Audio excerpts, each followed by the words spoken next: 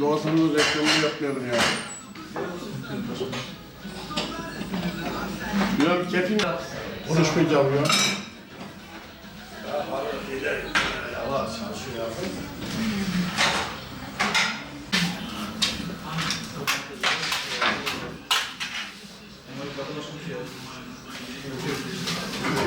Burada öyle ilgili sıkıntı olmaz ama işte şimdi onlar kapansın bu açık kalsın da diyemiyoruz. İnşallah yani aralığı sonuna doğru aşı uygulanmaya başlarsa şey olur ya böyle sanırsa. Başkentte yaklaşık 7000'e yakın lokanta var. Benim 2300 üyem var.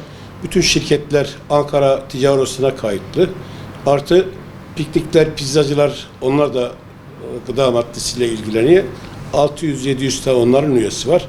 Toplam 7-8 bini buluyor başkentteki gıda maddesi ilgilenen lokantalar. Bu sektör en küçük bir müessesede 5 kişi çalışır. 10 kişi, 20 kişi, 50 kişi, 100 kişi çalışana kadar sektörümüzde üyelerimiz var. Bu büyük bir rakam. Şöyle ki 15 Mart 2020 Kütahya'dan bir hayır işten geliyorum.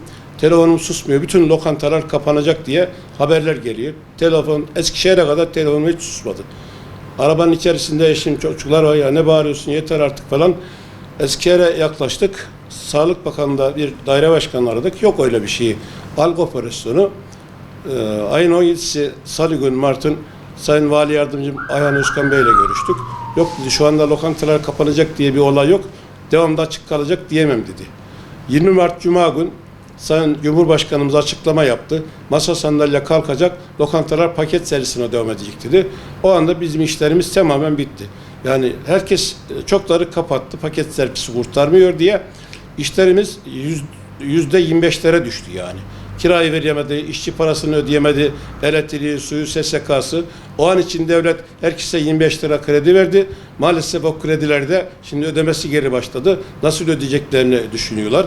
Ve de şöyle ki tekrar bugünlerde işte son olayda 1 Haziran'da lokantalar normal servise döndü.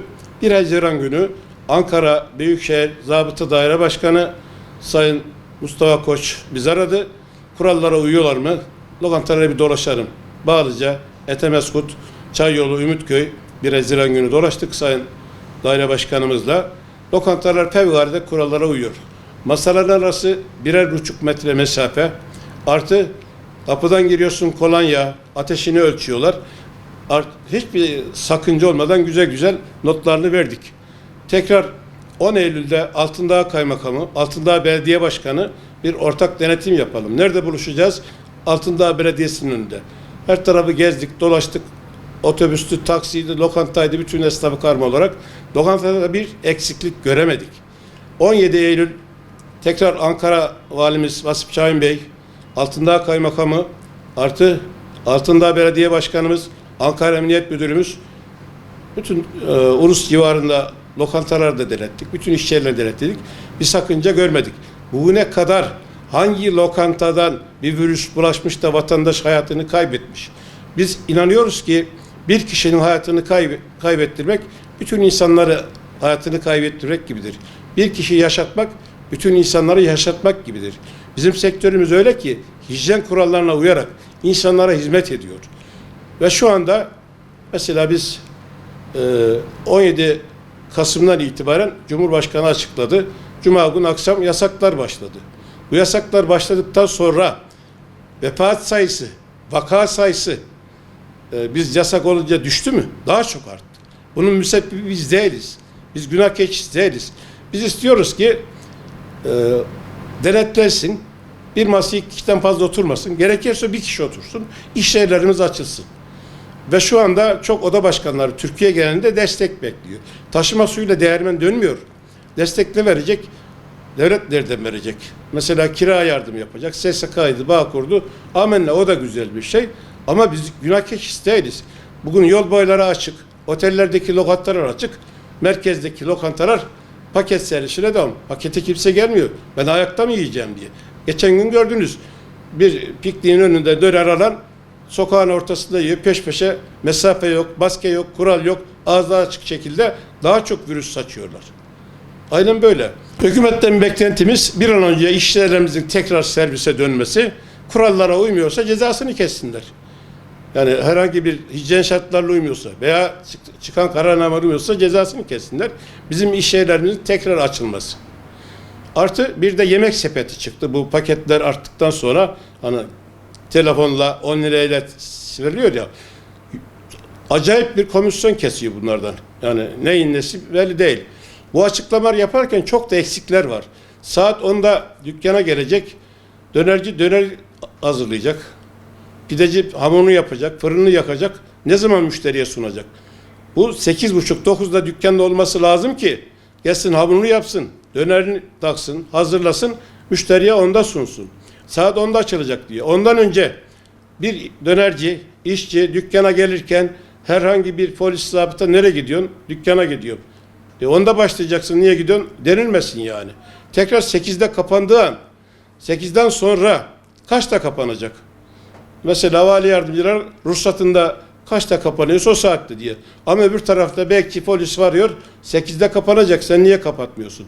Hafta sonları sokağa çıkma var, yine aynı keza 8'de kapatacaksın.